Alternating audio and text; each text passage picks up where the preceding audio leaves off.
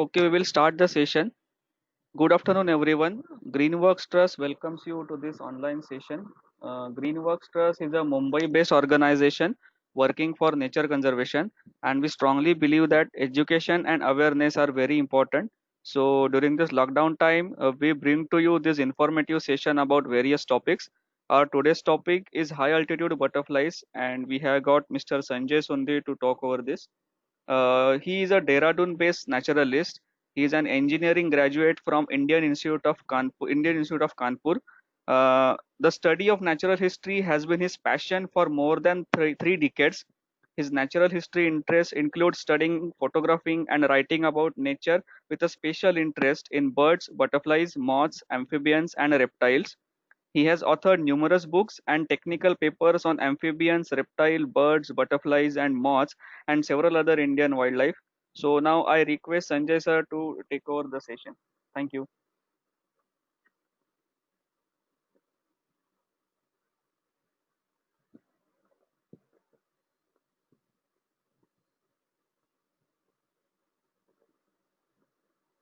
Hello, Sanjay sir. Yeah, Okay. can you hear me? Yes, yes. Can you hear me? Yes, yes. Can I start? Yes, yes. Please start. Okay, great. And if you can't hear me, let me know. Otherwise, I'm going to keep going. Yes, As I sir. was mentioning, good evening, everybody. What I'm going to do is I'm going to walk you through about 45 minutes of presentation, and then we'll take a Q&A after that. That's largely because if there are too many people out there, it becomes difficult to manage and answer your questions during the course of the presentation. So don't go to sleep and have fun watching. To begin my discussion, I actually want to take you back to 2015. It's long been my desire to visit Ladakh. And in 2015, I began planning a trip. And I wanted to visit Ladakh mainly to watch butterflies. And I still remember that when I was planning this visit, I actually called a number of people. In fact, I think I even called Nikhil Bhopale and a number of other people who are based in Ladakh and elsewhere, taking nature tours there. And I said, I want to go to Ladakh for 2 weeks. And they said, what's your focus? I said, butterflies. So some people laughed at me outright. In fact, one person said, butterflies in Ladakh? Yahan to hai nahi kuch. I mean, what's wrong with you, man? You won't see any butterflies at all. I said, look, that can't be possible. I mean, this is a trip that I am making primarily to see butterflies. If I see other stuff, I'll be happy. Bottom line is, after about 3 months of talking to a variety of people, I realized that none of the local tour operators nor the people who've been visiting Ladakh for a while have ever done a butterfly focused visit. So basically, we were on our own. It was left to us to try and figure out what needs to be done to see butterflies in the high altitude area, which is Ladakh. So what I'm going to do is I'm going to share with you my experiences. Since then, I've been back to Ladakh. I've also been to other high altitude areas in Himachal Pradesh, in Uttarakhand, and I'm going to share my experiences of butterfly watching in these areas. So firstly, what's different? So the high altitude, by the high altitude area, I basically mean areas above 3,000 meters, which represent the alpine, subalpine, cold desert habitat. These areas, because they are cold by their very nature, have very, very low insect populations, which includes butterflies and moths. I mean, generally insects are difficult and not in great numbers over here. Almost all the species we get to see here are palearctic species, not the oriental ones. So in simple language, the temperate species is what you get to see here, rather than the stuff that you see in the rest of the country. There are days during these visits where in the entire day, I have just seen 2 or 3 species. And this typically means being on foot for 8 to 10 hours in a day and actually just seeing 2 or 3 species, maybe 20 individuals in the whole day. So for people who don't have the wherewithal to be patient, high altitude butterfly watching is a tough task.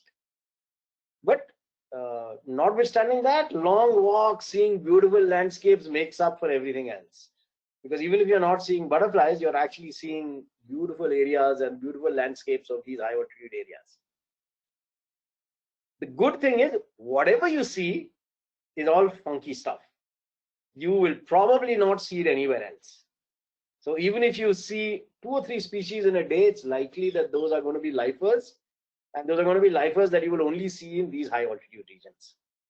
So the prima facie, be prepared for very different butterfly watching in the high altitude areas.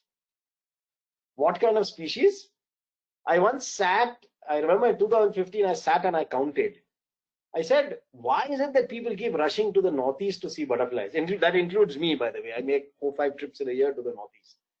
There are at least 90 species of butterflies in northwest Himalayas or western Himalayas that cannot be seen anywhere else in India. I mean, that's a huge number. Given that we have about 1400 odd species, 90 species you can only see in this part of the world. And these include, things like meadow blues, mountain blues, underwings, coppers, amongst the lysinids. Then you have rock browns, meadow browns, walls, satyrs amongst the nymphalids, lots of different pearids, and of course, Apollos. I still remember I did a visit in 2018, and my good friend Balakrishnan Valapil was from Kerala, came with me. And he actually came for both his trips. He came in 2016 and he came in 2018. And he told me, Sanjay, I'm only coming. I want to see an Apollo. I'm not interested in seeing anything else. Please show me an Apollo. And of course, on both the visits, we did see Apollos. So those are really the kind of things that you could hope to see when you go there. And most of these things you don't see anywhere else in the country. What are the best places to visit? By far, I think Ladakh is the best place, primarily because it's got a great road network, and you can actually cover large areas in relatively short periods of time. Obviously, the good places in Himachal Pradesh, GHNP, Lahaul Spiti are 2 places that come to mind. And then lots of places in Uttarakhand, such as Gangotri, Valley of Flowers, Kedarnath, and so on and so forth. Many of these places, the only way to get to the high altitude is to trek. I think other than Ladakh, where you can virtually drive everywhere, in almost all the other places, the only way to get to these locations is on foot. What's a good time to visit? It's linked to road access. So for example, if you want to go to Ladakh, it's likely that the pass from Manali won't open till maybe May or June. But notwithstanding road access, June to September is the best time, and July, August is the peak season. That's the time that you will see probably the maximum activity. There are, of course, local variations, such as it's linked to flowers, it's linked to larvalose plants, and many species have only a single brood. So you will actually end up seeing those species for very short periods of time.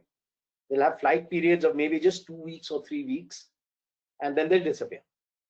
So effectively, if you want to cover a large number of species, you need to go back multiple times across seasons to be able to see a lot. What kind of places do you see them? Believe it or not, you see them in places like this. This is just below the Khardungla Pass. I remember that the very first day that I landed up in Ladakh, the second day we drove out to the outskirts of Ladakh. The terrain was like this. You know, it was brown, there was rocks, there was no water. And I told the driver, stop the car, I want to look. We stopped the car, we looked, and I found 2 Satyrids. So where you think you'll see nothing, you'll see stuff. So even in areas like this, where on the face of it, you'll say, what can you actually find here? You actually can find butterflies. Then, of course, there are places like this. This is a place called Warela Pass, north of Leh. Beautiful area, not very popular with visitors. And you have these small streams with meadows alongside the stream. And if there are flowers here, it's a great place to see butterflies. This is a place called Turtuk, which is on the border of POK. And here we found, interestingly, that the best place to see butterflies was actually the fields. So they have agricultural fields. They grow a lot of local crops, local cereals. They have fruit orchards, and those are great places to actually see butterflies. We actually saw one blue which used to prefer these fields, crop fields. And then there are places where, of course, there are proper, nalas of this kind with a lot of vegetation, and there's a reasonable amount of butterfly activity in this kind of habitat as well. In some places in Ladakh, even though the car in Ladakh can go to most places, many of the higher altitude regions, we had no choice but to pitch tents. So this is at a place called Kindu, which is roughly at about just under 6,000 meters. So we spent 2 nights here. We have taken our own tents. We camped out, we cooked here, and we saw some great butterflies in this area. Imagine, just under 6,000 meters and we're seeing butterflies. In Uttarakhand, Govind Pashu Vihar on the western edge of Uttarakhand, this is a small village called Taluka. And what you're seeing here is cholai fields. All along this trek, this basically is the trek that goes all the way to Harkidun. You see butterflies all the way through this trek. This is near the Harkidun, near the glacier. Then you have near Kedarnath Wildlife Sanctuary, you have Tungnath, you have Rudranath, you have the Deoria Tal. These are all places that are close to 3,000 meters, which are really nice for butterflies. And then if you are lucky enough to go in the March-April season, you could get sights like, oh wow, and the whole hillside is pink with flowers. Gangotri National Park, the Nilang Valley, which is habitat very similar to Ladakh, cold desert, great place to go. This is an old trade route at Nilang in Gangotri National Park. And then try and get to places in the high altitudes where there's a lot of flowers. So this is Valley of Flowers in the month of August, where the entire hill slope is alternately pink and yellow and white with flowers. This is another view of the Valley of Flowers trek. Most of the places in Uttarakhand, you have to trek. So Kedarnath, you can get to a point where you can take the vehicle. Valley of Flowers, you have to trek, you have no choice. Govind Pashu Vihar, you have to trek, you have no choice. This is another view of the Valley of Flowers.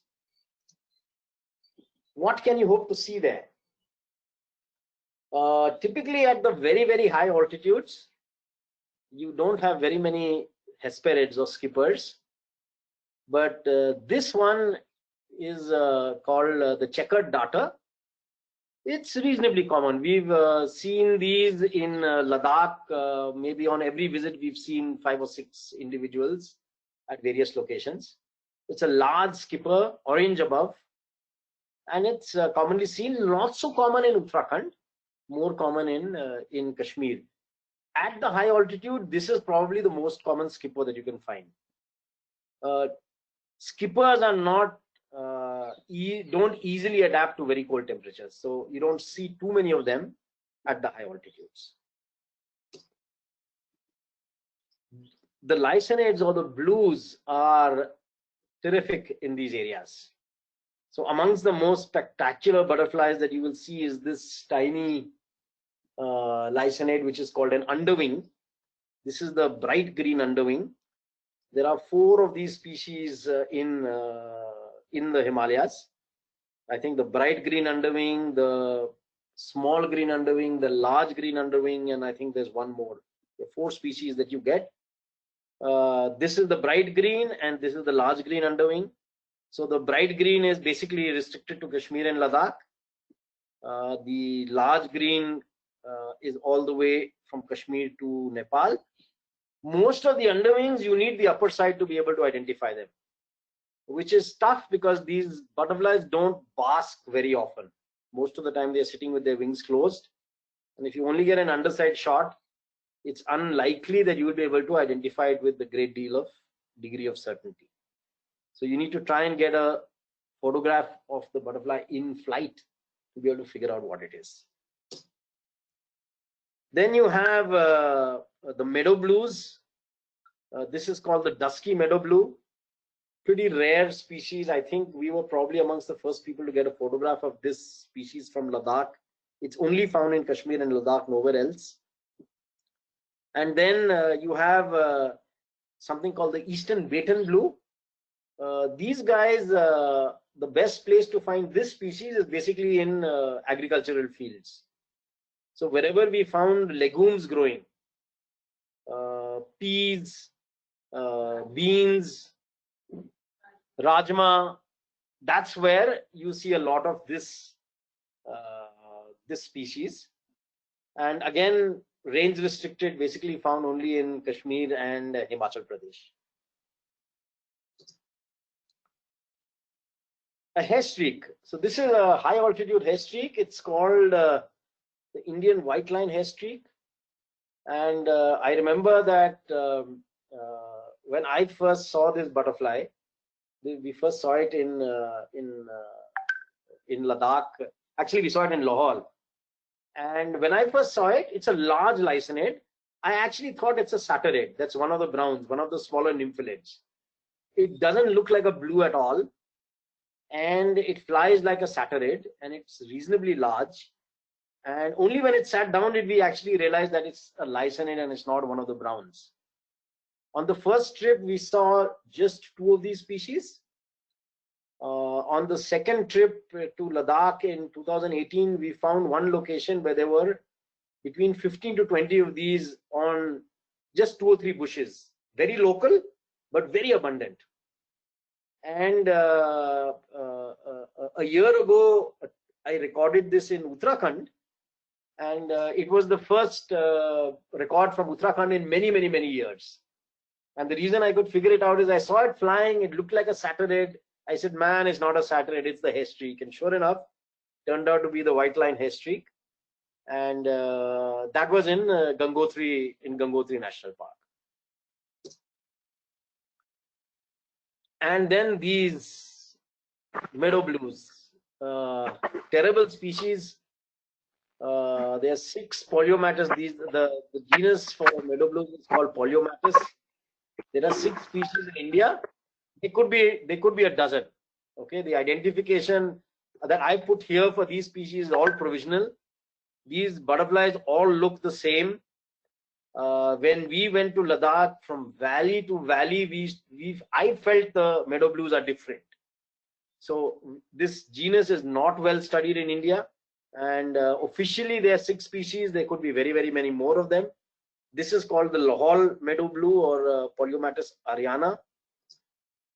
This one is called Ladakh meadow blue, Stoliczana. These can only be identified from the upper side. Underside shots are of no help in terms of identification. You need an upper side shot of the male. Even a female doesn't really help. And then you have this rare species, which is called the Kumaon meadow blue. This is not my photograph. This is basically known only from northern Kumaon in Uttarakhand. It was described by Reilly in 1926, and it was rediscovered 2 years ago in Ascot Wildlife Sanctuary by Emmanuel Theophilus. And it's a beautiful, beautiful meadow blue, but with a very, very, very narrow range. So these are all the poliomatus species, which you only see in these high regions, and not easy to identify. Another high altitude species, the common mountain blue. This butterfly is a terrible butterfly to photograph. I don't know why, but this lycaenid likes to crawl in amongst the grass. So what happens is that you see the butterfly flying, it settles down, and the first thing it does is it crawls under a grass blade or a leaf and disappears. So trying to photograph it is really, really difficult, because it doesn't normally sit out in the open. Only if you are lucky enough to find it feeding on a flower, then you may be able to photograph it. Otherwise, it's sitting under grass blades and leaves, and it's very tiny. It's like no more than 25 centimeters in size. So you can often miss it. 25 centimeters. 25 millimeters, sorry. 25 millimeters in terms of size. So you often can miss it as well, but beautiful to look at. This is called the Ladakh copper. To my knowledge, I think this is probably either the first or the second photograph of this species from India. It's known only from Kashmir and Ladakh. We're in the process of publishing a paper which should come out in the next week or two, which records this species. Absolutely beautiful butterfly, bright orange above and with spots below. We saw it just once. It was sitting and feeding on a flower at about 7:30 in the morning. We watched it for about 2 minutes and then it was gone, and that is the only time we've seen it. So a very rare species. Then you have the satirids. I mean, I think the satirids or the browns, which are part of the nymphalids or the brush-footed butterflies, there's loads and loads of them. The meadow browns, the one that you see on the left is the short-branded meadow brown. Then moving clockwise, there's the dusky meadow brown, and then finally the tawny meadow brown. There's actually 8 of these species in the Western Himalayas. Just like many other of these butterflies, you need the upper side to be able to identify these with certainty. But you can photograph it in flight and you can make out what they are. So there's 8 of these only found in the Western Himalayas. Most of these butterflies are actually seen in rocky habitat where there are few flowers and difficult to see, because unless they fly, you don't spot them. They are very well camouflaged. But if you hang around long enough and you look hard enough, you'll see them. Rock browns, species in Western Himalayas. This is the tawny rock brown. Again, rocky habitat, as the name suggests, is the place where you need to look to find it. This is an interesting butterfly. I think this is the first record of this species from India in many, many years. It's called the Ladakh mountain satyr. This butterfly is very cool because we didn't see it on our first visit in 2016, but we saw it in 2018. And the places we saw them, we saw dozens. That means we got to a location. If we spotted one, we knew there'd be others.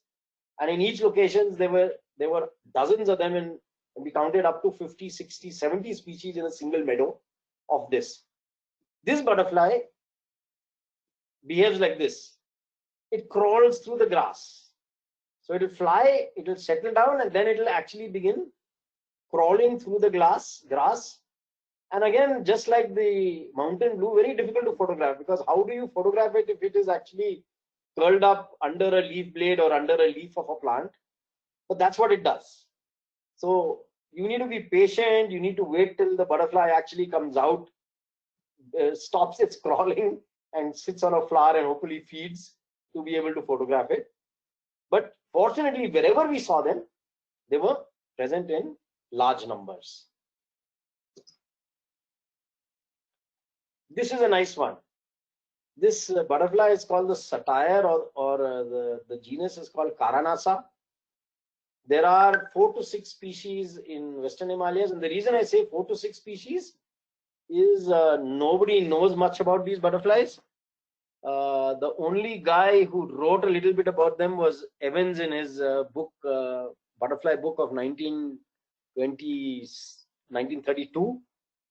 And if you see the notes that Evans has, it is impossible to separate one from the other.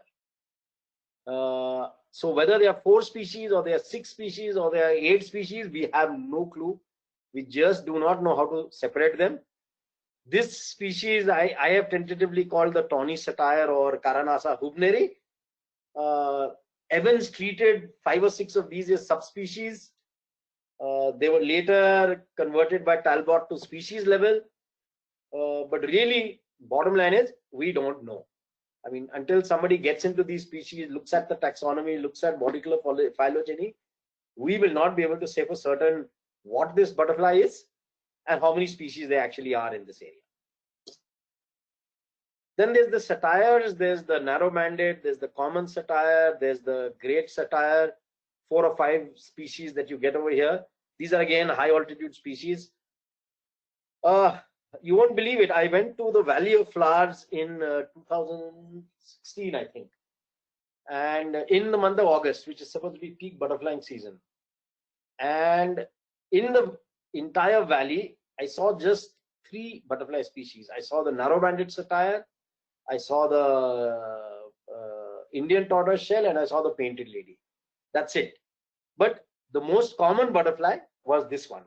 At about 3,200 meters, this is very easy to see. It's a flower feeder, it's a nectar feeder, so you can, it's quite often and easy to photograph. Then the tortoise shells, there are 5 tortoise shells in India. The large tortoise shell, I mean, the Indian tortoise shell obviously is the most common. I'm sure all of you who've been in the Himalayas would have seen it. Large tortoise shell is also reasonably common. The one that's not so common is the Ladakh tortoise shell. So I have an interesting story. So this was one of my target species when I visited Ladakh on my first visit in 2016.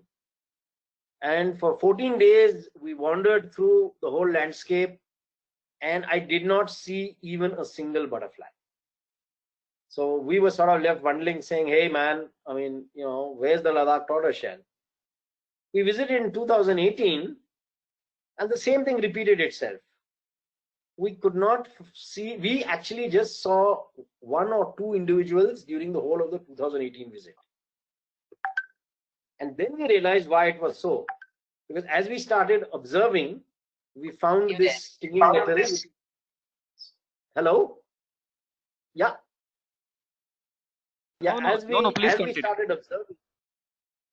Yeah, did somebody say something? Mistakenly, somebody muted himself and said something, but you please continue.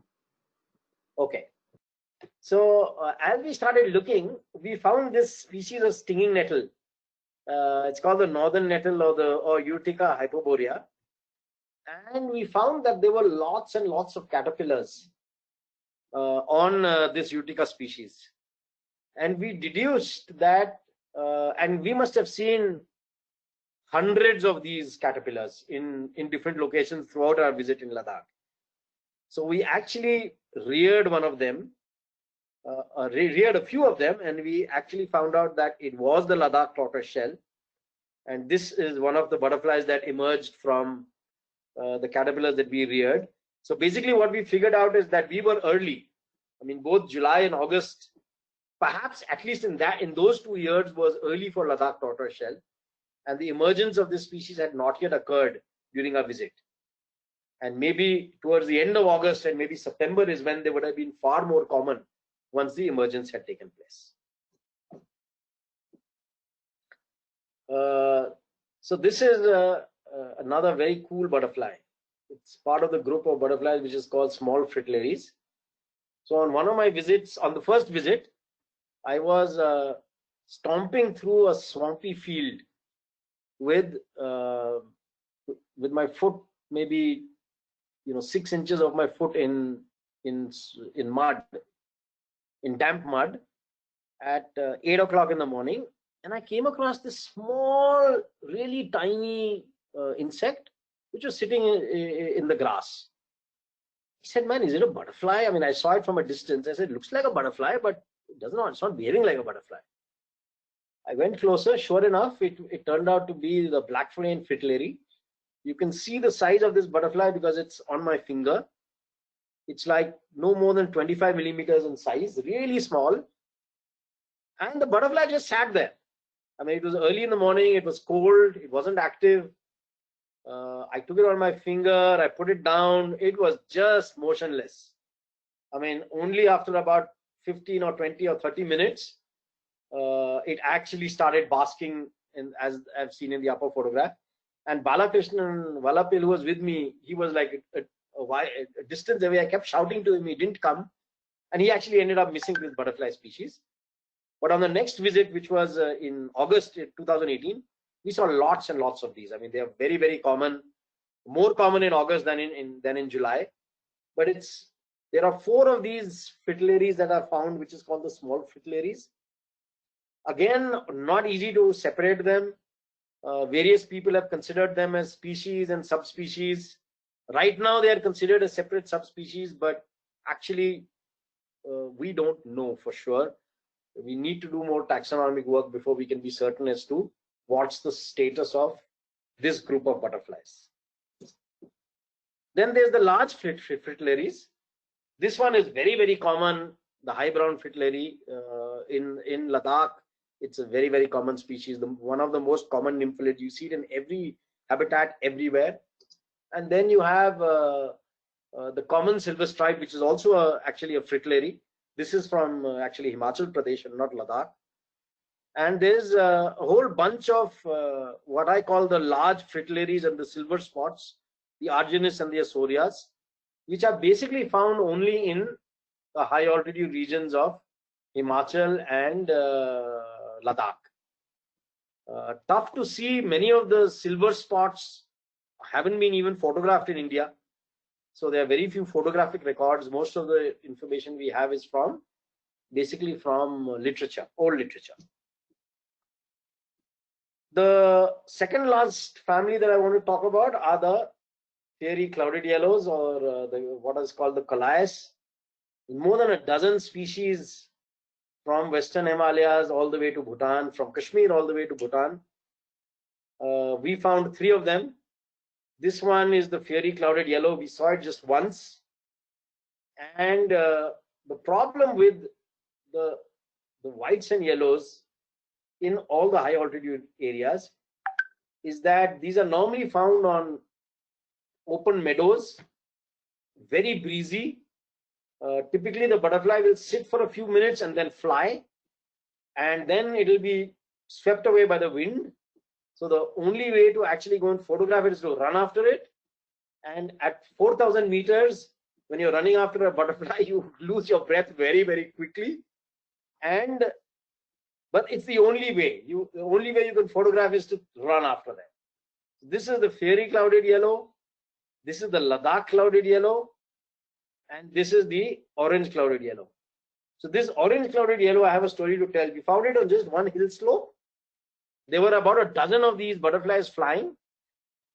We spent an hour chasing them, and this is the only photograph I got. I had to actually remove my macro lens. I moved to my 200, 500 mm, and they would just not sit. They would just fly all the time. They were very wary. And finally, we got one photograph through which we could identify it. This butterfly also has an interesting story. So this is the small cabbage white. If you go to the Butterflies of India website, there's just one record of this species from Pakistan. I don't think there's any records from India.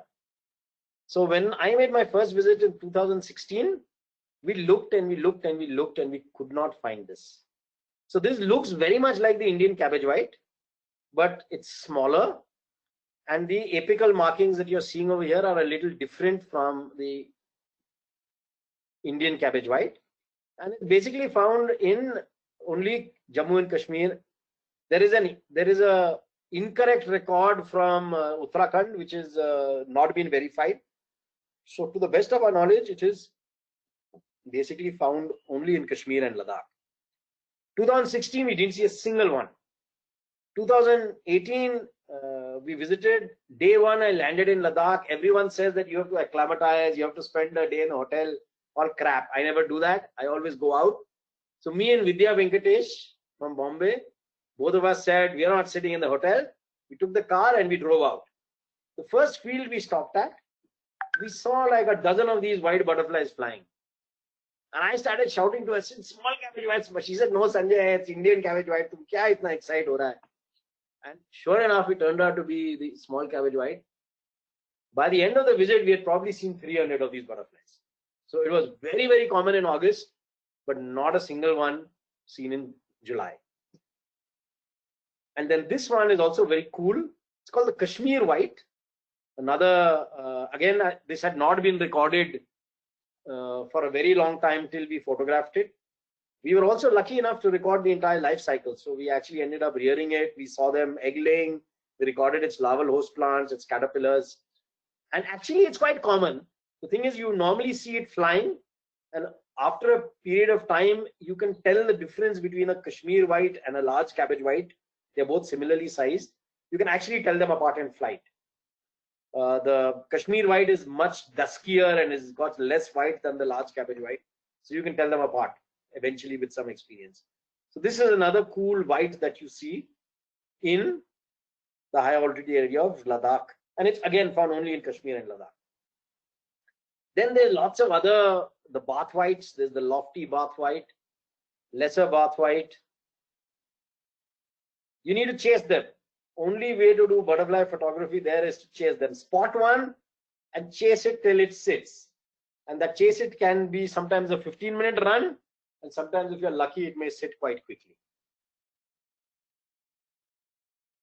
Butler's dwarf, again, this one was horrible because it took me almost 30 minutes to run down on an alpine meadow just below Khardungla at close to, I think, 4.5 or 5,000 meters. Tiny butterfly, windy meadow. The butterfly flies and it gets swept away by the wind. You run after it out of breath, and hopefully it'll sit long enough for you to get a photograph. Common yellow swallowtail. We see the yellow swallowtail in Uttarakhand and in Himachal, but the one in Ladakh looks very different. My view is that it's currently treated as a subspecies, Papilio machao ladakhensis. My view is I think it's a different species. It needs to be, we need to do a little bit more investigation, especially molecular phylogeny, and we'll figure out it's probably a new species, a different species. It doesn't, it looks very different from the yellow swallowtail that you get in Uttarakhand and in Himachal Pradesh. We also found caterpillars of this, but we were not able to rear it successfully, but the caterpillar is very, very pretty. And then finally, the butterfly that Bala came to see, the Apollos. So on our first visit, we actually managed to see just one Apollo, which was the keeled Apollo. And on our second visit in August, we went berserk. Every pass that we went to, on the southern side of every pass, whether it was Khardungla, whether it was Varela, on the southern facing slope of every pass, we encountered swarms of Apollos. And when I mean swarms, I mean dozens or sometimes even hundreds. I mean, there were so many Apollos during our August visit that they were getting killed by cars. They were at any, if we used to stop the car, we used to find a few dead Apollos on the ground, run over and hit by vehicles. And they were in great numbers. When we would go over the pass to the northern facing hill slope, the Apollos would disappear. So for some reason, we haven't ever heard of, I don't know whether anyone has ever studied this, that the southern facing hill slopes, probably linked to the larval host plant, had dozens of Apollos. The north facing hill slopes had nothing. I don't know whether anyone have seen an Apollo. It also has very funky behavior.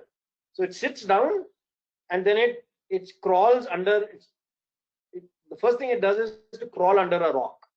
So it actually goes into a crevice and it goes and crawls under a rock and sits there. So you can't photograph it. It's hidden under a rock. And only when it comes out and flies and sits either at a moist spot or on flower nectar is when you can actually photograph them.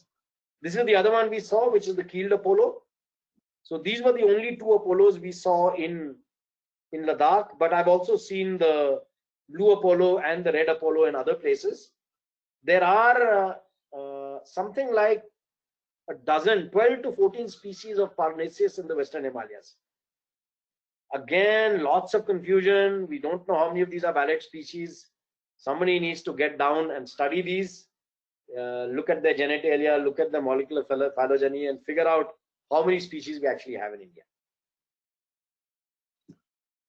I'm going to 5 minutes left for my monologue. Just going to give you a brief insight. If you want to go to see butterflies in Leh Ladakh, the species checklist is 100 plus. I've mentioned some of the butterflies that you could see.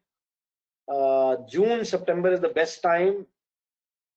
What we have done on each visit is we have flown into Ladakh and we've driven through different parts of, we've flown into Leh, driven for 2 weeks through the northern, central, southern part of Ladakh, and we've driven out of Manali. So what that allows you to do is that allows you to cover a variety of habitats and also allows you to see many, many different terrains at different altitudes. You need a minimum of 10 days. We did 4 weeks, we did 14 days, 2 weeks on every visit.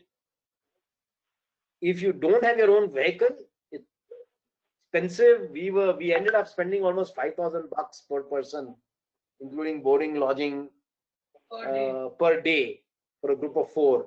If you have your own vehicle, it's much cheaper, but otherwise it's an expensive place to visit. Where? Anywhere in Leh and Ladakh you'll find them.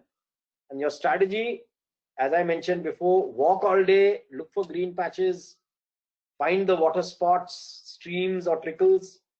You will see very few butterflies, but you'll see many, many funky things. The advantage of Leh Ladakh is you can drive everywhere. In Uttarakhand and Himachal, you're not so lucky.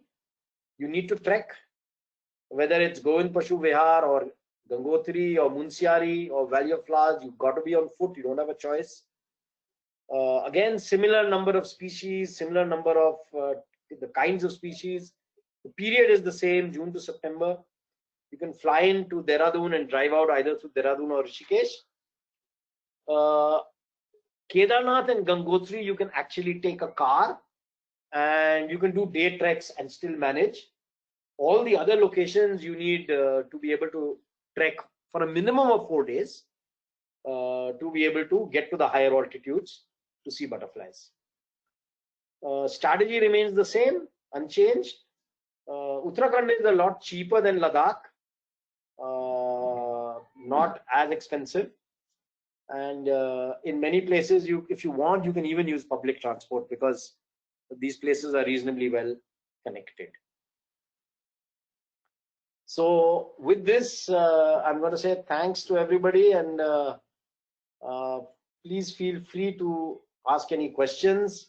We have, I think, 15 minutes or so for Q&A. I'd said 45 minutes. I've wrapped up a little earlier, which is cool. And from my end, I'd like to thank Nikhil and Savesh and Greenworks Trust for organizing this. And if you all can now take the lead to coordinate the questions, that will be great. Thank Hello, you so hi Sanjay. Hi. This is Sangeeta from Bombay. Hi, Sangeeta. So I just wanted to find out, are there any people? I mean, are there any tours etc. planned for these places, or you have to go solo? So the thing that as of now, we haven't organized any tours. But if Okay. people are interested in actually doing visits to Ladakh, we can help organize it. See, the thing is, Titli Trust is an NGO. We don't do commercial tours, but Okay. we do these tours only to promote the local community. So there are a few tour groups in Ladakh who we've done some amount of butterfly training, and Okay. we can help organize. We can help draw up itineraries. We can help put all of that together. So we can So how basically do I get in touch with you? Hello. There you go. Yeah, I put the How slide do on. I get? Okay. Okay. Thank you. I request everyone, if you have any question, just write down it in the chat box. It's just to avoid the voice in the background. Okay. Thank you so much, Sanjay. Okay.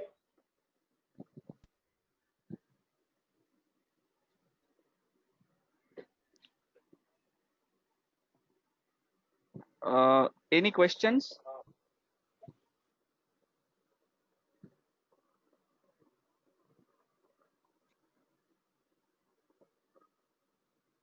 Hello, Sanjay sir. Yeah. We are starting with the question. So we have first question: is there any recent sighting of dark wall from Uttarakhand and Himachal? So we saw the dark wall. We saw a number of sightings of the dark wall in Ladakh. And if I'm not mistaken, there is one record of the dark wall on the IFB website from Himachal Pradesh, which actually is a range extension to Himachal, because earlier the its range was only considered to be Kashmir and Ladakh. But there's no sighting of dark wall from Uttarakhand that I'm aware of. There is just one record from Himachal. Okay. Then we have another question. What are the tools, gears, and skills required for such butterfly tours? Patience, patience, patience. That's all. The thing is that, as I mentioned, are you willing to walk for 8 to 10 hours in a day and maybe end up seeing only 3 or 4 species? I mean, if you're willing to do that, you'll get to see lots of funky stuff. See, let me give you an example. On the first visit I made to Ladakh, I saw 42 species with 27 lifers. On my second visit, I again saw 42 species with about 10 lifers, because it was a different season. The first time I had gone end June and early July. Second time I went in mid August. And there are about 100 species that are 105 species known from Ladakh. So I've still maybe another 50 species that I could see potentially in Ladakh, especially. See, Ladakh, the reason I keep saying Ladakh is it's far more easier to access than Uttarakhand or Uttarakhand and Himachal. But one thing I can tell people, by the way, I mean, this is something that I should actually say here, is along with the Uttarakhand Forest Department, we are getting into a 2-year biodiversity assessment of primarily Lepidoptera and Avifauna in the Gangotri landscape. We're going to start as soon as this COVID thing gets over. And as part of this, we are going to be running a volunteers for conservation program. So people who are interested in looking at high altitude butterflies, moths, and birds can join in for these visits that means it won't be a commercial tour. You'll have to pay for your own costs. So it's a VFC program that we'll be running. We'll put out announcements. So if people are interested, you all can join for these biodiversity assessments, which are going to happen over the next 24 months. Okay. Then we have a basic question: how to differentiate between a moth and butterfly? Help. Okay. Okay. Yeah. So it's a very basic question. I can. So the thing is that. Okay, hold on. Why don't I just pull up a slide? Rather than. Let me just pull up a slide which will. Yes.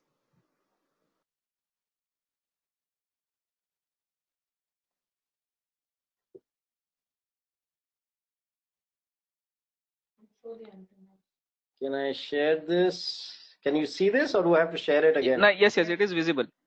Oh, yeah, Is it is visible? Yes. So this is really the difference. Most butterflies fly during the day, while most moths fly at night. Clubbed antenna of butterflies, whereas antenna of moths are not clubbed. The wings of butterflies are not locked together, so they have a more powerful flight, whereas butterflies have a weaker flight, because in many species the hindwing and the forewing is locked together in a device which is called the frenulum. Then butterflies normally sit differently from moths, and most butterfly caterpillars are not hairy, whereas many moth caterpillars are hairy, and the pupa is different.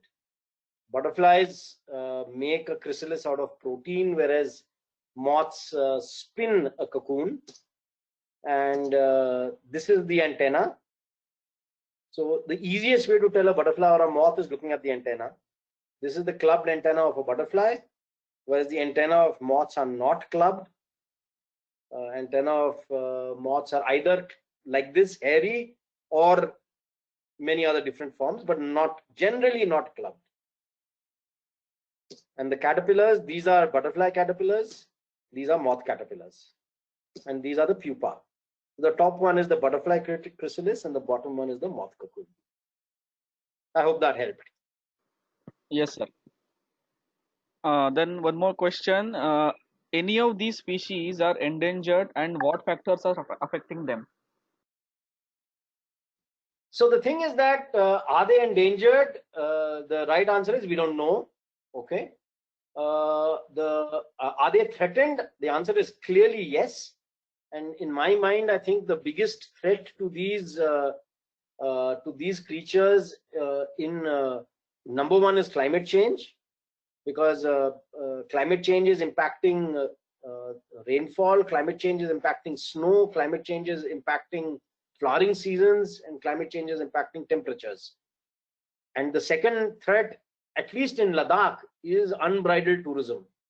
I mean, the number of tourists that are traveling to Ladakh is such that it does not have the carrying capacity to handle so many people.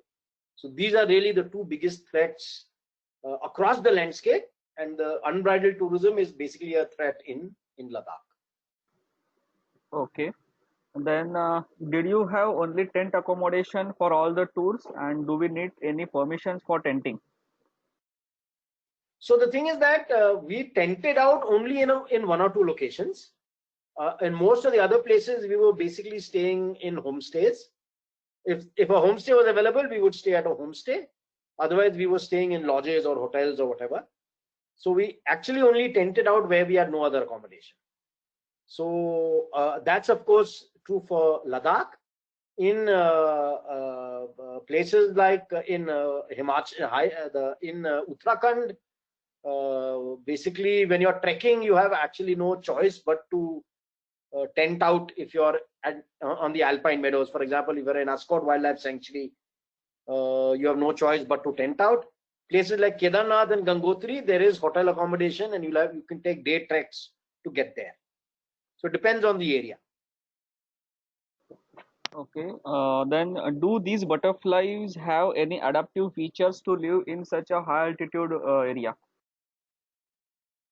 So do the butterflies have? So the thing is that for the butterflies to be able to live in these high altitudes, the Palearctic species do differ from the Oriental species in the sense that the kind of larval host plants they need, the kind of life cycles they have, how long they live for, and how tolerant they are to the cold.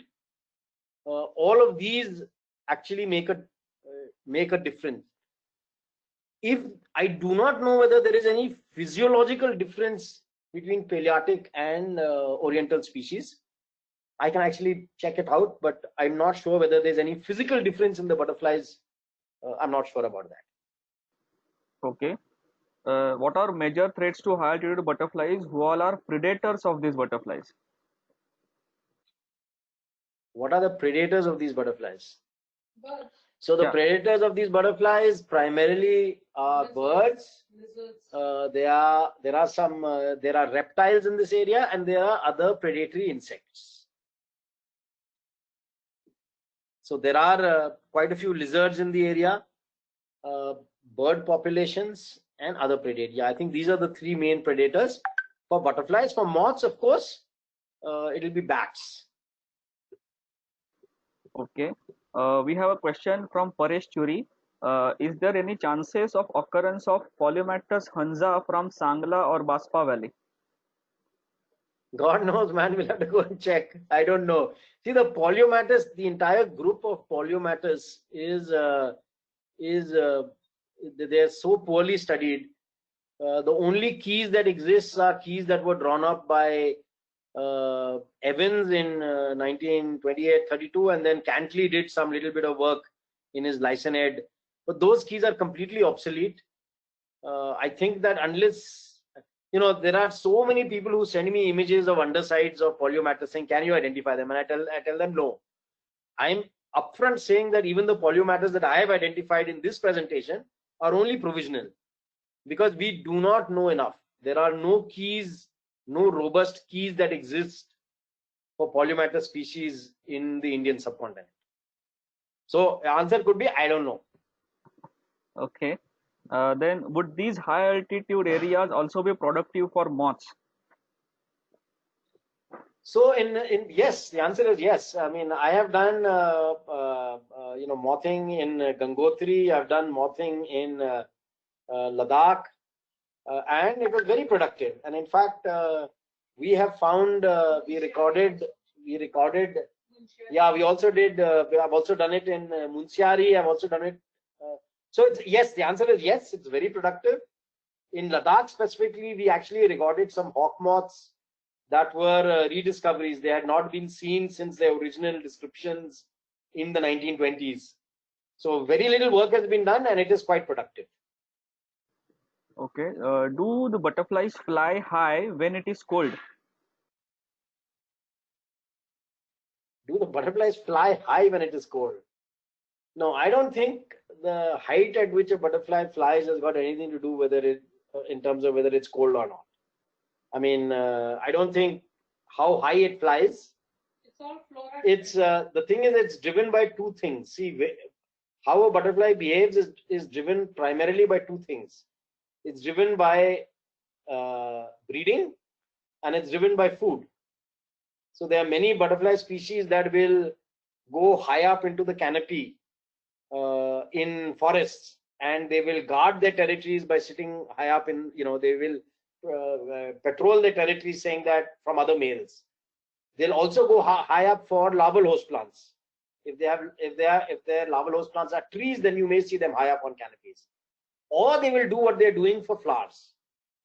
So in Ladakh, where there is very little, there's very little large trees and stuff like that, you normally don't see butterflies flying high up. You normally see them very close to flowers on the ground. You don't see them flying high up. Okay. Then for butterfly identification, which taxonomic mode of classification is best used? Hey, look, man, both butterflies and moths, all of this is ongoing. Okay, I mean, there's no single uh, resource that I can recommend, other than the fact that I think the Butterflies of India website and the Moths of India website are probably the most taxonomically updated resources for both butterflies and for moths. I would say that these are the two most robust resources that you can use for updated taxonomy. I mean, we make a big effort to try and ensure that everything we have on the websites is taxonomically up to date. I don't think there's any other more robust source other than these two websites. The next question is about that only. Do we have any online portal where we can find compiled data about butterflies of India, which can help with identification of caterpillars also? I think Butterflies of India has that page as well. Okay, so let me just very quickly go to the website. Can you all see the screen? Yes. Can you all see the screen? Yes. Okay, so this is basically the Butterflies of India website. It's got about 1,000 species of the 1,400 species that are found in India. And this is the Moths of India website. Okay, so this has got 1280 species. I will go to the butterfly website to try and answer the question that you all asked. The best way, the easiest way to look for, there are about 360 life cycles here. So the life cycles of butterflies are mentioned over here. You can go to any one of them and go to early stages, and you'll see the early stages of the butterfly. Another easy way to do this, which most people don't know about, is that the website has another feature. You can go to advanced search, you can go to life stage, you can go to caterpillar, and you can do a search, and you will get one image of caterpillars which are on this website for comparison. So you can actually just browse through this resource base, and there's like 380 odd species. So it's a very, very good resource. The same thing exists for moths as well. So this is your best bet. Easy to use. Another thing that people don't know, depending on which state you're from, another nice search that you can do is that suppose you want to check what's there in Ladakh, for example, or Maharashtra or Andhra Pradesh. You can just search by state. So you can search for caterpillar by state. You can search for adult by and do a search, and you'll get all the species recorded in Andhra Pradesh on this website here. And the same thing holds true for moths. I hope that helps. Yes, very much.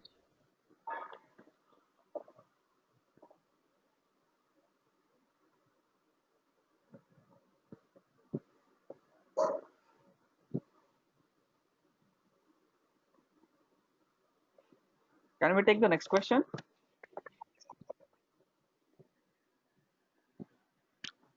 Hello. Yep. Can you please tell us more about the swallowtails and nymphalids found in Ladakh? So I thought I did that, right? I mean, I think Yes, right. the main swallowtails are basically Parnassius or the Apollos, and the second is the yellow swallowtail. These are the two swallowtails that you found there, and the nymphalids are all the things that I talked about. The whole bunch of satirids, which is rock browns, meadow browns, satyrs, arguses, walls. These are all the satirids, which are nymphalids, and then there's the small fritillaries, the large fritillaries, the silver spots. I thought I covered most of these in my presentation. Yes, sir. Then are any of these species of butterflies migratory? So the thing is that in these high altitude areas, we do know that there are moth species that migrate. So we know that hawk moths do altitudinal migration. Specifically in India, whether high altitude butterflies migrate, I don't think any study has been done. So I think the right answer would be that yes, butterflies do migrate. We know of many butterfly species that migrate in India and elsewhere. Does this migration occur in the high altitude regions of India? Answer is we don't know. I haven't seen any study on this. Okay. What happens to these high altitude butterflies when it snows? Do they kind of go dormant or do they kind of hibernate? So the thing is that these high altitude butterflies, anyway, their lives are very short. Typically the life of a butterfly species in these high altitude regions will be anything between 3 weeks to 6, well, 3 to 6 weeks, I would say, at the most. Nothing lives beyond that. So the fact is that in 3 to 6 weeks they're dead. What does happen is that many of their other life stages, which is either eggs or the caterpillars or the pupa, they overwinter. Even the caterpillar. Okay. All the three stages, egg, caterpillar, and the pupa, can overwinter to the next year. Because otherwise, if they don't overwinter, how will you have the brood, a fresh brood appearing? Right. Very few of them overwinter in adult. It's just too cold for them to overwinter. If you come to lower altitudes in the Himalayas, then there are butterfly adults also that overwinter. So for example, the brimstones, the Himalayan brimstone as well as the lesser brimstone, these are two butterfly species that fly between 1500 to 3000 meters. Here the adults also overwinter in the Himalayas. Okay, then the last question of the day. How much of a distance can a Parnassius species fly? Man, I have no idea. I have no idea. My own view is that I think it's all driven by, just as I said earlier, it's driven by two things: larval host plant and nectaring plants to feed on. So what we have observed is that like many other swallowtail butterflies, Parnaceous species also hilltop. So on many occasions, we would see Parnaceous species in a distance at the top of a hill, patrolling up and down for at least 100 meters on the hilltop. And what we figured out is that the best strategy for the Parnaceous is not to run after them, but just to get to the top of the hill and sit and wait. And the thing would actually fly and it'll come back to you after, if you wait for another 10 minutes, 15 minutes, the species will actually come back to wherever you are. Because they display this behavior of hilltopping, where they go to the top of the hill and they fly up and down, protecting the territory against other males. Okay. Thank you so much, Sanjay sir, for sharing this valuable information about the high altitude butterflies. I thank you on behalf of Greenworks Trust for this lovely session. I hope everyone must have enjoyed the session and the photos as well. We wish to bring more such informative sessions for you with various topics. So I hereby request everyone to make small donation to our organization and support our nature education and awareness initiative. No amount is small for us. So I will share details on our WhatsApp group. Once again, thank you, Sanjay sir, and thank you all of you for joining this session. Have a good day. Thanks, Nikhil and Sarvesh. Bye. Bye bye.